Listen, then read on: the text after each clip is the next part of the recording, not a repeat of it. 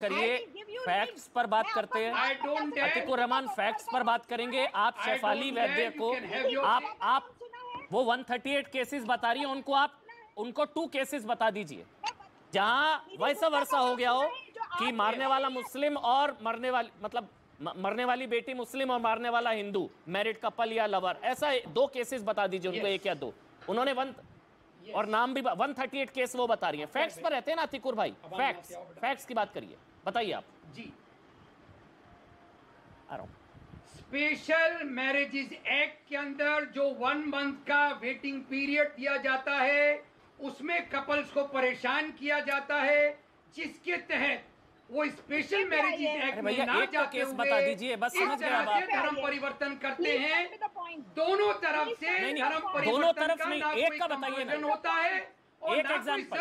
नहीं अतीकुर भाई देखिए, ऐसे नहीं। शेफाली जी ने बोला, एक एक करके समझते हैं इस चीज को, आराम से बात करेंगे। शेफाली जी ने बोला 138 केसेस हैं जहां मरने वाली बच्चियों का धर्म हिंदू और मारने वाले तमाम लोगों का धर्म कॉमन, चाहे वो कोई भी नाम है, आफ्ताब है, सूफियान है, जितने हैं सब कॉमन है। आप उनको शेफाली जी को चुप करा सकते हैं। शांत रहिए 1 मिनट, सवाल पूरा सुनिए। शांत रहिए 1 मिनट, सवाल पूरा सुनिए। शेफाली जी को आप चुप करा सकते हैं 2 केसेस इस तरह के बताकर जो वैसा वर्षा हो। आपके पास है नहीं ना सर, आपके पास है नहीं ना सर, इसीलिए इसको लव जिहाद का नाम दिया गया ना सर। बस चैप्टर क्लोज है, एक्सपोज्ड है सर, चीजें क्लियर है। आपके पास नहीं है सर। शेफाली जी ने 138 है, आप 2 बता दीजिए, 1 बता दीजिए, 1 बता दीजिए कि जहां मुस्लिम बच्ची हो और हिंदू पति ने उसके टुकड़े कर दिए हो, मार दिया हो और वो प्यार का मामला हो, बता दीजिए। 1 2 3 138 बता रही है वो आपको, मौजूद है, चेक कर लीजिए।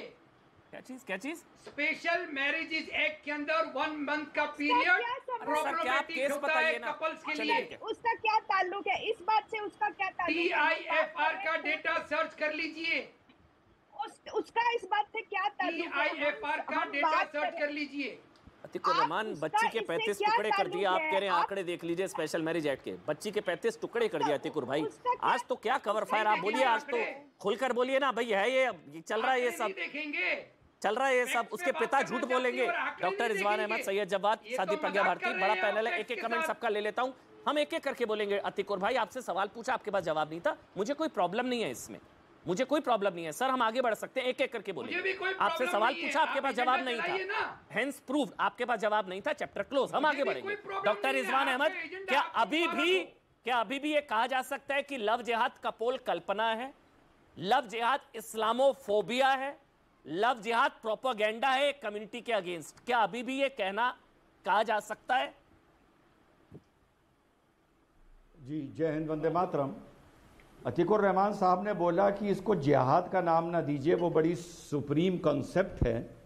मैं इन लोगों को बताता हूं कि इस चीज़ में, और शेफाली जी ने भी बड़ी अच्छी बात बोली कि आप इसको इंटरफेथ बोल सकते हैं। कभी कभी समाज में कुछ ऐसे शब्द आ जाते हैं जो लॉ में नहीं होते हैं, पर अर्थ दोनों का इनमें एक होता है। ये जिहाद जानते हैं अमीज भाई, माफी चाहूंगा अमन भाई, क्यों बोला जाता है? इसके पीछे भी एक कारण है, और गैर मुस्लिम बड़ा मजबूर है ऐसी चीजों को जिहाद बोलने के लिए। 40 साल जो ये नई 2 पीढ़ियों ने देखा कि जिहाद के नाम पर दुनिया में जो आतंक मचा, जो सुसाइड बॉम्बिंग हुई, जो कत्लेआम हुए, जो बॉम्ब ब्लास्ट हुए, तो उसको इन लोगों ने जिहाद का नाम दिया। किसने? मुसलमानों ने। काले झंडे पे आयतें लिखी, वेबसाइट बनाई जिहाद पर।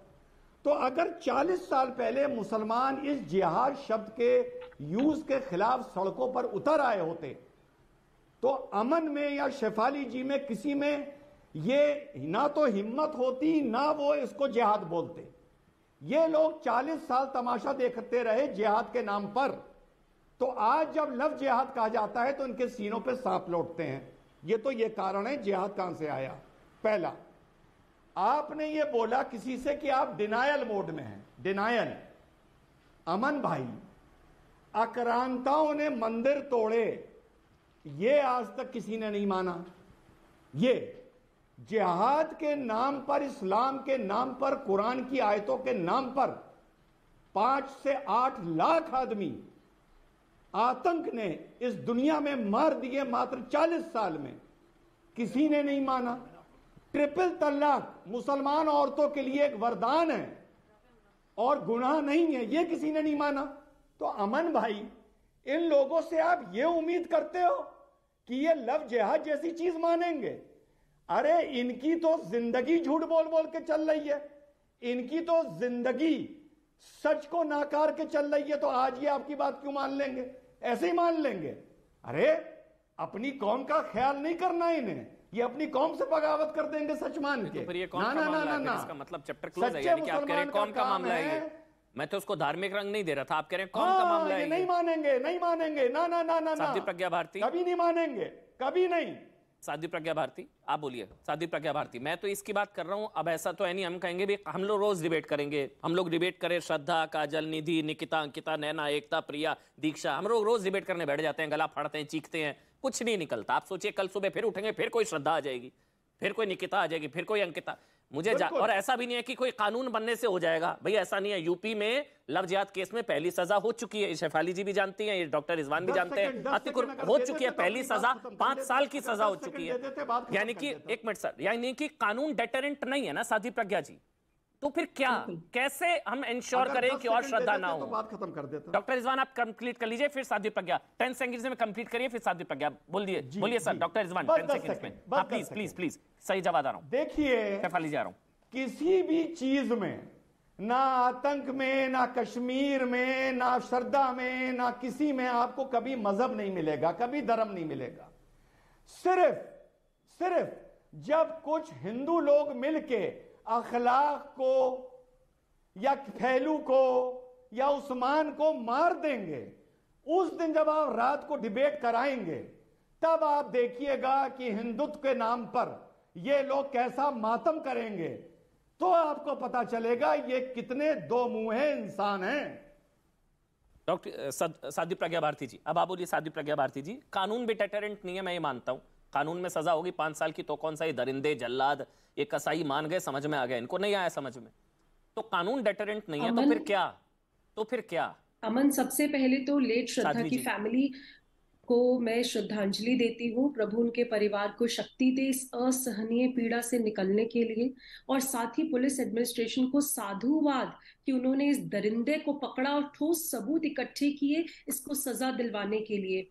अभी भी यहाँ पर लव जिहाद पर डिबेट चल रहा है। शेफाली जी ने कहा, and I agree with her, कितने सारे केसेस है, अब कितने और केसेस होने होंगे कि आप इस इश्यू को एक्सेप्ट करेंगे। देखिए अमन, जब कोविड फैला तब सब लोग मास्क पहने, उसके लिए awareness campaign, strict monitoring, fines लगाने पड़े थे। क्यों? क्या कारण था? इंसान की फितरत है लापरवाही की।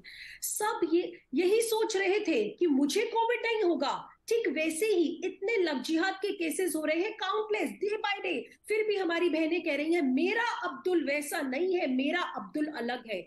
एक अवेयरनेस की नीड है, उनको समझना होगा कि अगर एक मुस्लिम भाई गैर मुस्लिम लड़की से शादी करता है तो उसको कन्वर्ट करने के अलावा उसके पास दूसरा ऑप्शन नहीं है, नहीं तो निकाह ही हराम है इनके यहाँ पर। तो अच्छा, मैं अपने पैनलिस्ट से पूछती हूँ, अगर एक गैर मुस्लिम लड़की, ध्यान से सुनिएगा, अगर एक गैर मुस्लिम लड़की एक मुस्लिम से शादी करे और इस्लाम ना कबूल करे, तो क्या आपका धर्म इसकी इजाजत देता है? अच्छा, और ये भी बताएं कि अगर एक मुस्लिम लड़की एक हिंदू लड़के से शादी करे, क्या इसकी इजाजत है आपके धर्म में? अमन, सच तो ये है कि श्रद्धा भी यही सोचती थी कि मेरा अब्दुल ऐसा नहीं है, और फिर एक दिन हो गया सर तन से जुदा।